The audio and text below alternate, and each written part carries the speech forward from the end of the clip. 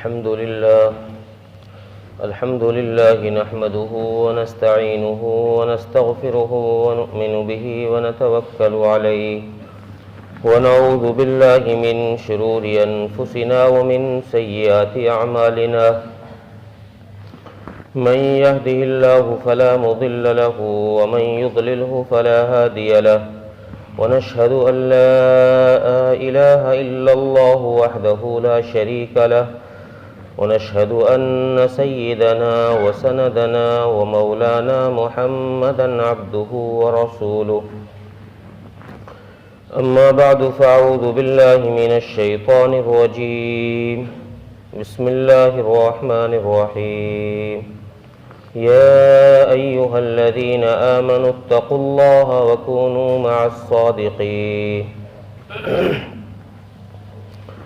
قال النبي صلى الله عليه وسلم عليكم بالصدق فإن الصدق يهدي إلى البر وإن البر يهدي إلى الجنة وإياكم والظن فإن الظن يهدي إلى الفجور وإن الفجور يهدي إلى النار أو كما قال عليه الصلاة والسلام۔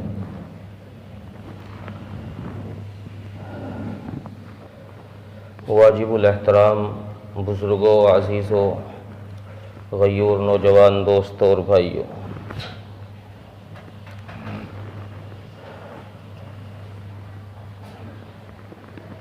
انسان کی زندگی کا اصل مقصد ہے اللہ کو راضی کرنا،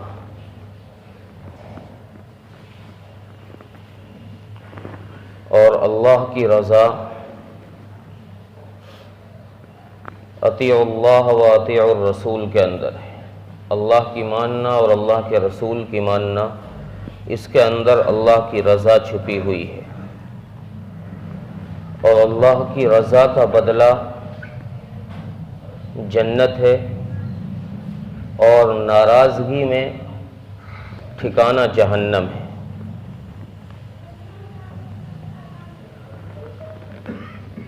اللہ تبارک و تعالی نے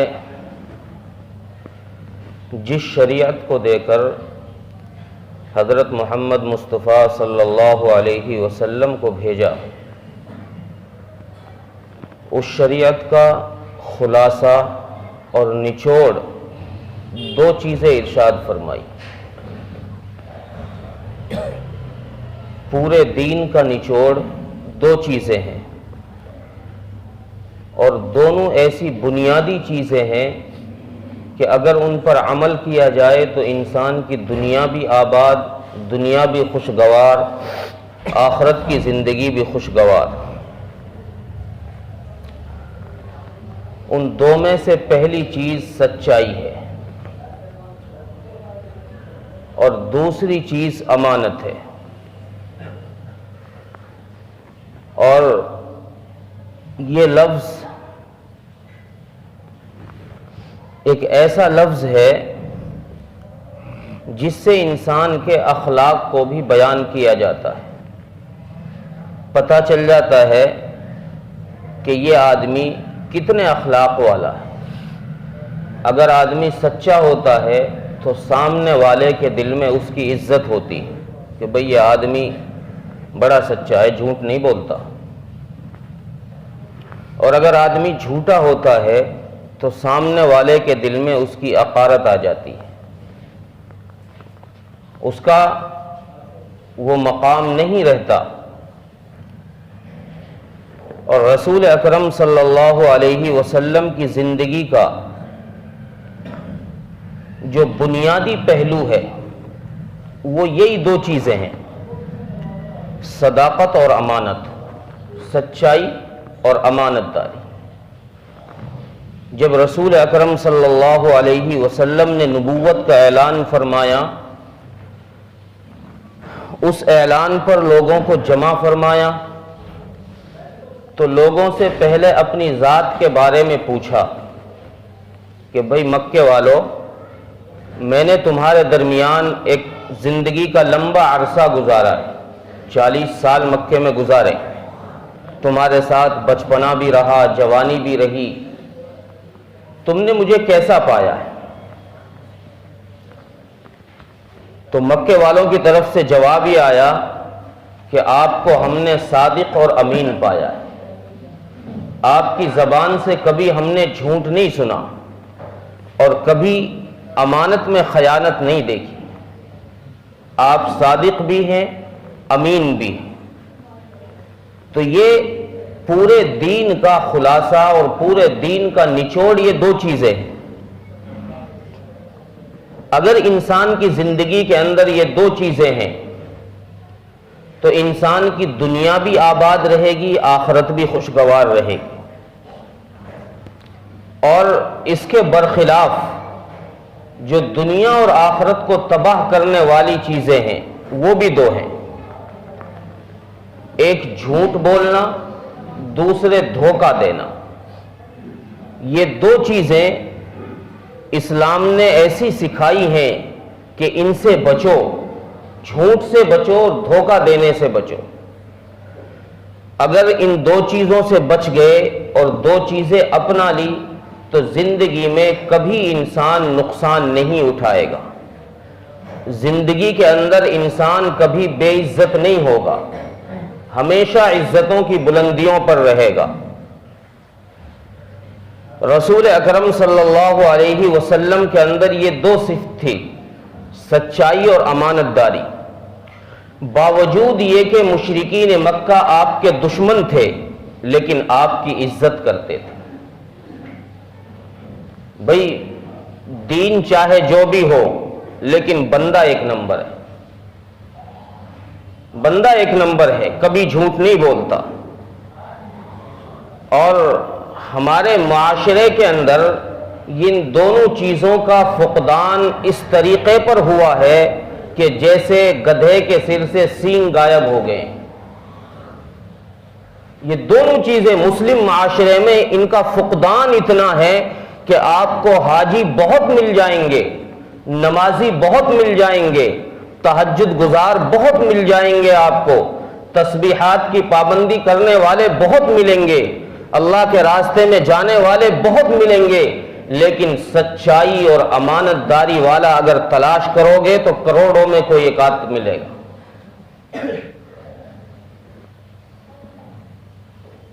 اور اس کے فقدان کی وجہ سے، سچائی کے چھوڑنے کی وجہ سے، چونکہ سچائی کے بارے میں رسول اکرم صلی اللہ علیہ وسلم نے صحیح مسلم کی جو روایت میں نے پڑھی، اس روایت کے اندر رسول اکرم صلی اللہ علیہ وسلم نے یہی بات ارشاد فرمائی، علیکم بالصدق، کہ سچائی کو لازم پکڑ لو، سچائی کے ساتھ چمٹ جاؤ، اس کو اپنے سے دور نہ جانے دو، سچائی کو دور نہ جانے دو۔ سچائی اگرچہ تمہیں نقصان ہو رہا ہو تو پھر بھی سچ بولو، زبان سے جھوٹ نہ نکالو۔ پھر اس کا نتیجہ کیا ہوگا؟ آگے رسول اکرم صلی اللہ علیہ وسلم نے ارشاد فرمایا، فَإِنَّ الصِّدْقَ يَهْدِي إِلَى الْبِرِّ، اگر تم سچائی کو لازم پکڑو گے تو یہ سچائی تمہیں نیکیوں کا راستہ دکھائے گی، یہ تمہیں نیک چیزوں کی طرف لے کر جائے گی، سیدھے راستے کی طرف لے کر چلے گی۔ اور سیدھے راستے پر جب چلو گے تو سیدھے راستہ تمہیں کہاں پہنچائے گا؟ فَإِنَّ الْبِرَّ يَهْدِي إِلَى الْجَنَّةِ، تو پھر نیکیاں تمہیں جنت تک پہنچا دیں گی۔ تو گویا بنیاد سچائی ہے جنت میں پہنچنے کے لیے، جنت میں پہنچنے کے لیے جو بنیاد ہے وہ سچائی ہے۔ اور آگے حدیث میں اللہ کے نبی نے فرمایا، علیکم بالکذب، کہ جھوٹ سے بچو، جھوٹ سے بچو۔ کیوں؟ جھوٹ سے کیوں بچے؟ نقصان کیا ہوگا؟ ہمیں تو فائدہ نظر دکھ رہا ہے، میں نے کاروبار کیا، میں نے تجارت کی، میں نے بزنس کی، میں نے دکان کھولی، میں نے کاروبار شروع کیا، میں نے کارخانہ کھولا، میں نے وہاں کسٹمر آیا، اس میں گھٹیا مال کو میں نے اسے عمدہ بتا کر کے دے دیا، میں نے تو دھوکہ دیا، اسے جھوٹ بول دیا اس کے ساتھ میں، اور مجھے تو اس میں نفع بہت زیادہ ہو گیا، نقصان کہاں ہے؟ اللہ کے نبی صلی اللہ علیہ وسلم فرما رہے ہیں کہ نہیں، جھوٹ بولنے میں نقصان ہے، جھوٹ سے بچو، علیکم بالکذب۔ نقصان کیوں ہے؟ اس لیے نقصان ہے فَإِنَّ الْكَذِبَ يَهْدِي إِلَى الْفُجُورِ کہ جھوٹ بولنے آدمی کو گناہ کی طرف لے کر چلتا ہے۔ جھوٹ سے انسان کے لیے گناہ کا راستہ آسان ہو جاتا ہے۔ جھوٹا آدمی کسی بھی گناہ کو کرنے کے لیے آمادہ ہو جاتا ہے، تیار ہو جاتا ہے، اسے کوئی مشکل پیش نہیں آتی۔ اور جب جھوٹ پر چلے گا، جب وہ گناہ کے کام پر چلے گا، فَإِنَّ الْفُجُورَ يَهْدِي إِلَى النَّارِ تو یہ گناہ کرنا، گناہ کے راستے پر چلنا، یہ اس کو جہنم میں لے جا کر چھوڑ دیتا ہے۔ تو اسلام نے تعلیم مسلمانوں کو یہ دی ہے، انسانوں کو یہ دی ہے، اور اللہ تبارک و تعالیٰ نے بھی قرآن کریم میں اسی بات کا ذکر فرمایا، یا ایھا الذین آمنوا اتقوا اللہ، اے ایمان والو اللہ کا ڈر پیدا کرو، اللہ کا خوف اپنے اندر پیدا کرو، یہ سمجھو کہ جس حال میں بھی تم ہو اللہ تمہیں دیکھ رہا ہے۔ اسی کا نام تقویٰ ہے کہ تم جس حال میں بھی ہو اس بات کو اپنے ذہن میں بٹھا لو، اپنے دماغ میں اس بات کو اتار لو کہ اللہ مجھے دیکھ رہا ہے، کوئی یہاں دیکھ رہا ہو نہ دیکھ رہا ہو تو اللہ مجھے دیکھ رہا ہے۔ وَكُونُوا مَعَ الصَّادِقِينَ اور سچوں کے ساتھ رہو، سچوں کے ساتھ رہو، چونکہ سچوں کا مقام اللہ کی نظر میں بہت بلند ہے۔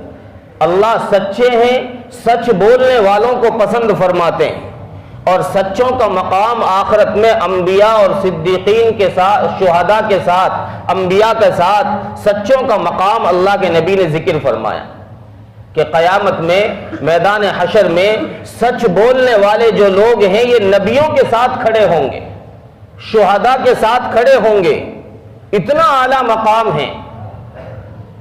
لیکن سچ بولنے پر بعض دفعہ کچھ تنگی اور پریشانی آتی ہے، لیکن نتیجہ جو ہوتا ہے وہ ہمیشہ انسان کے لیے بھلائی کا سبب ہوتا ہے۔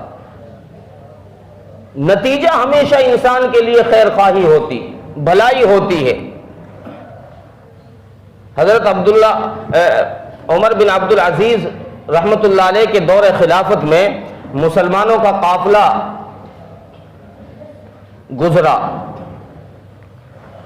جہاد کے لیے جا رہے تھے، تو یہ قافلہ جہاں سے گزرا وہاں کسی شہر میں، کوئی شہر راستے میں پڑا، اور یہ اس شہر میں داخل ہوئے مسلمان، اور شہر میں داخل جب ہوئے تو کسی نے ان کو روکا نہیں، ٹوکا نہیں، یہ شہر میں داخل ہوئے، انہوں نے جا کر شہر پہ قبضہ کر لیا، اپنی حکومت شروع کر دی۔ اب وہاں جو شہر کے رہنے والے لوگ تھے، وہاں شہر کے رہنے والے جو لوگ تھے، انہوں نے کہا کہ یار یہ کیا کیا مسلمانوں نے، انہوں نے آ کر تو ہمارے شہر پر قبضہ کر لیا، ہم نے ان سے کچھ نہیں کہا، اس معاملے کو کیسے نمٹایا جائے؟ تو ان کے کسی پڑھے لکھے آدمی نے یہ مشورہ دیا کہ ایسا کرو، تم ان کے امیر کو خط لکھو، ان کے امیر کو خط لکھو، اور اس خط میں یہ سارے حالات لکھو کہ تمہارا قافلہ ہمارے شہر پر خامخواہ قابض ہو گیا ہے، انہوں نے یہاں آ کر اپنی حکومت شروع کر دی ہے، ہم سے کوئی بات چیت ہی نہیں کی ہے۔ حضرت عمر بن عبد العزیز کے پاس وہ خط پہنچا تو حضرت عمر بن عبد العزیز رحمۃ اللہ علیہ نے خط پڑھا، اور خط میں جواب یہ لکھا کہ اس قافلے کا جو سربراہ تھا، اس قافلے کا جو امیر تھا، اس کو جواب میں لکھا کہ تم ایسا کرو، میں نے سنا ہے کہ تم نے کسی شہر پر ایسے ہی قبضہ کر لیا ہے، بغیر کسی سے کچھ کہے، بغیر کچھ بات کیے، تم نے ایسے ہی دوسرے کے شہر پر قبضہ کر لیا، وہاں اپنی حکومت شروع کر دی۔ اگر ایسا ہے تو تم فوراً عدالت قائم کرو اور ایک آدمی کو اپنا قاضی بناؤ، اور وہ قاضی جو فیصلہ کرے اس فیصلے کے مطابق عمل کرو۔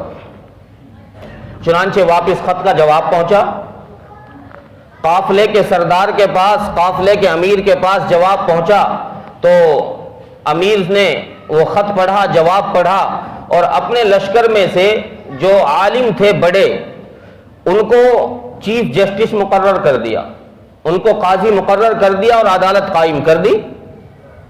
اب عدالت میں اس کیس کی سنوائی ہوئی، مقدمہ لڑایا گیا، مقدمہ چلایا گیا، کیس کی سنوائی ہوئی۔ قاضی نے پوچھا کہ بھئی تم نے یہاں قبضہ کیسے کیا؟ کہ جی ہم تو یہاں آئے تھے، داخل ہوئے، ہمیں کسی نے ٹوکا نہیں اور ہم نے یہاں قبضہ کر لیا۔ قاضی نے کہا کہ نہیں، یہ تم نے اسلام کے خلاف کیا ہے، اسلام کی تعلیم یہ نہیں ہے۔ اسلام کی تعلیم یہ ہے کہ جب تم کسی شہر پر جاؤ تو ان کو اسلام کی دعوت دو، اسلم تسلم، اگر وہ اسلام قبول کر لیں تو تم وہاں رہنا شروع کرو، اپنا نظام چلاؤ۔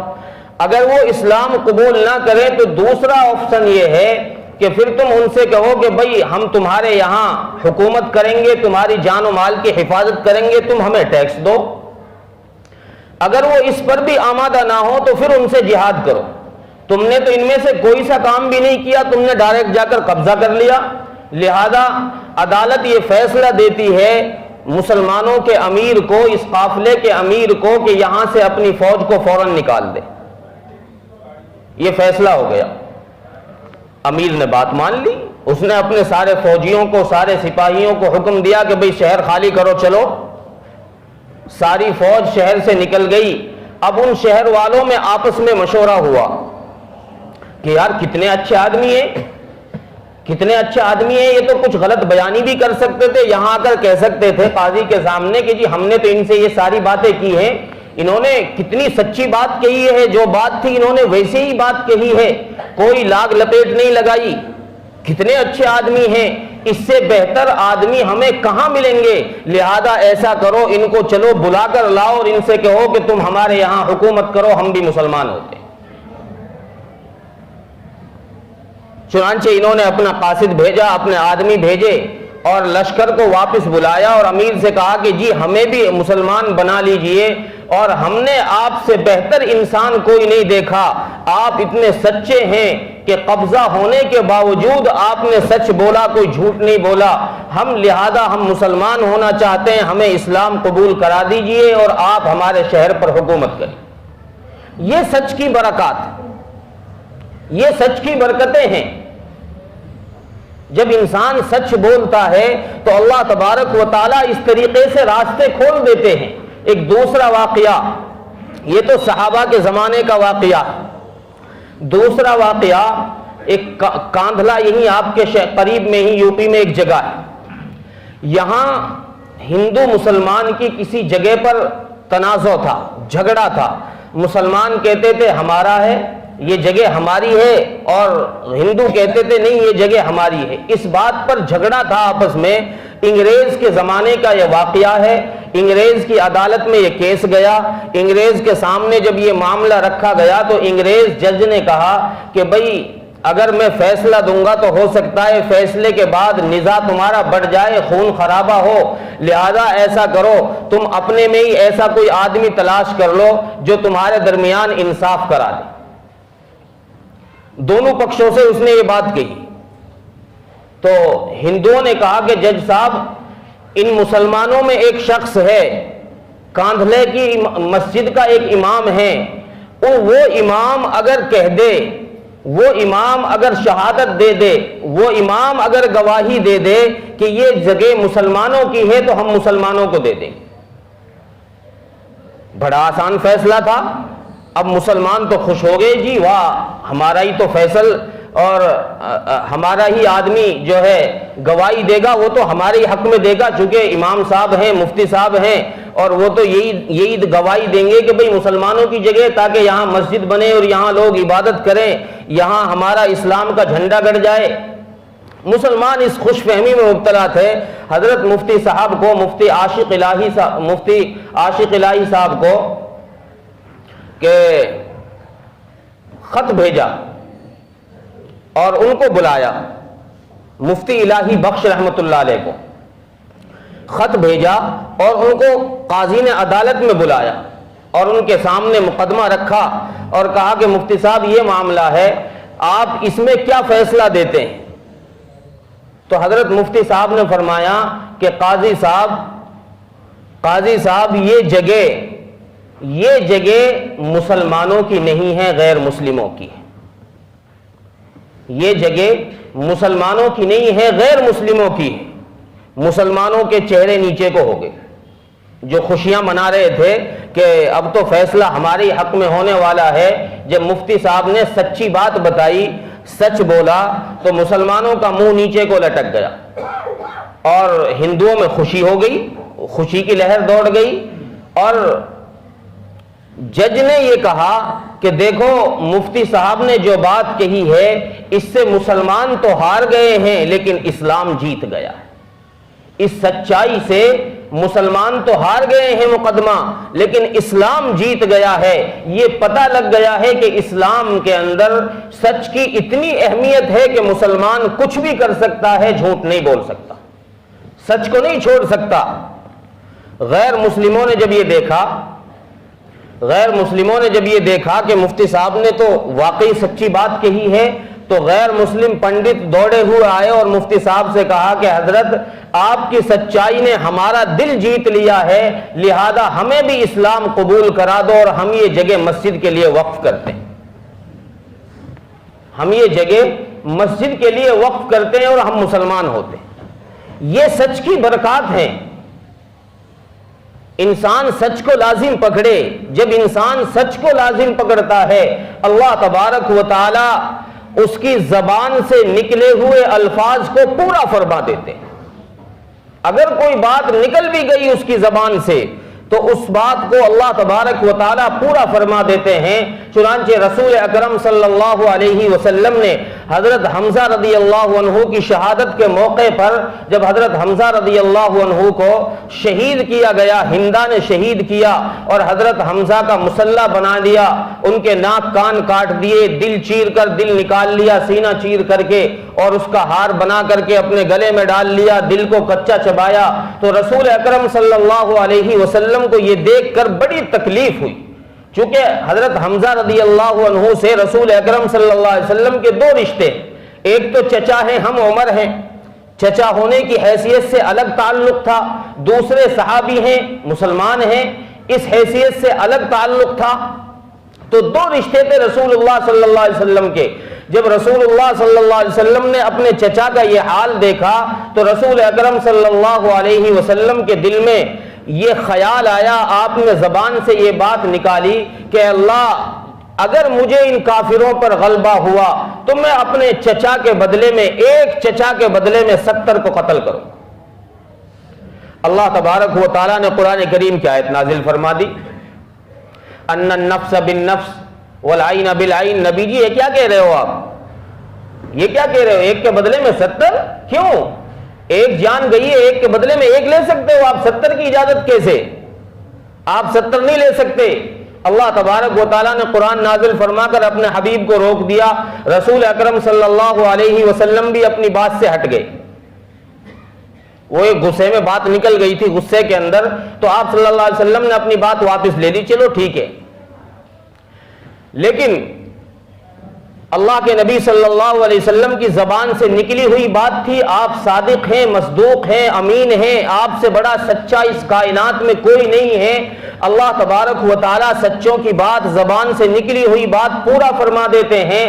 تو اللہ کے نبی صلی اللہ علیہ وسلم کی اس بات کو اگرچہ قرآن کا فیصلہ آ چکا تھا کہ ایک کے بدلے میں ایک ہی قتل کیا جا سکتا ہے، ایک جان کے بدلے میں ایک جان کو آپ لے سکتے ہیں، اس سے زیادہ کو نہیں لے سکتے، لیکن میرے محبوب کی زبان سے یہ الفاظ نکل گئے تھے فتح مکہ کے موقع پر، جب رسول اکرم صلی اللہ علیہ وسلم مکے میں داخل ہو رہے تھے تو آپ نے صحابہ اکرام کی لشکر کشی کی اور صحابہ اکرام کی جماعتیں بنا کر چاروں طرف سے مکے میں بھیجا کہ تم ادھر سے داخل ہو، تم ادھر سے داخل ہو۔ اور جب صحابہ اکرام مکے میں داخل ہوئے تو آپ صلی اللہ علیہ وسلم نے یہ اعلان بھی فرما دیا کہ بھائی دیکھو حدود حرم ہے، حرم کے اندر تمہیں کسی کو قتل نہیں کرنا، اس لیے آپ صلی اللہ علیہ وسلم نے معافی کا عام اعلان فرما دیا تھا کہ ابو سفیان کے گھر میں داخل ہو اس کو بھی امن ہے، حدود حرم میں داخل ہو جائے اس کو بھی امن ہے، فلاں کے گھر میں داخل ہو جائے اس کو بھی امن ہے، اپنے گھر کا دروازہ بند کر لے اس کو بھی امن ہے۔ رسول اکرم صلی اللہ علیہ وسلم نے پیچھے سے ایک قاصد بھیجا حضرت خالد بن ولید رضی اللہ عنہ کے پاس میں، چونکہ حضرت خالد بن ولید کے متعلق رسول اللہ صلی اللہ علیہ وسلم کو معلوم تھا کہ یہ جوان ہے، بہادر ہے، مجاہد ہے، یہ مکے میں داخل ہوا ہے، کہیں ایسا نہ ہو یہ جوش میں جا کر وہاں قتل کرنا شروع کر دے۔ رسول اللہ صلی اللہ علیہ وسلم نے قاصد بھیجا کہ جا کر خالد سے کہو کہ خالد حرم کا خیال رکھنا، یہ حدود حرم ہے، یہاں کسی پر تلوار نہیں اٹھانی۔ وہ سننے والا قاصد جو گیا تھا اس نے بات کو الٹا سمجھا، اس نے رسول اللہ صلی اللہ علیہ وسلم کے پیغام کو سمجھا کہ خالد سے جا کر کہہ دو کہ جو ملے سامنے اسی کو قتل کر دیں۔ حضرت اس قاصد نے جا کر حضرت خالد بن ولید کو یہ پیغام پہنچا دیا کہ رسول اللہ صلی اللہ علیہ وسلم نے یہ ارشاد فرمایا کہ جو سامنے ملے اس کو قتل کر دیا جائے۔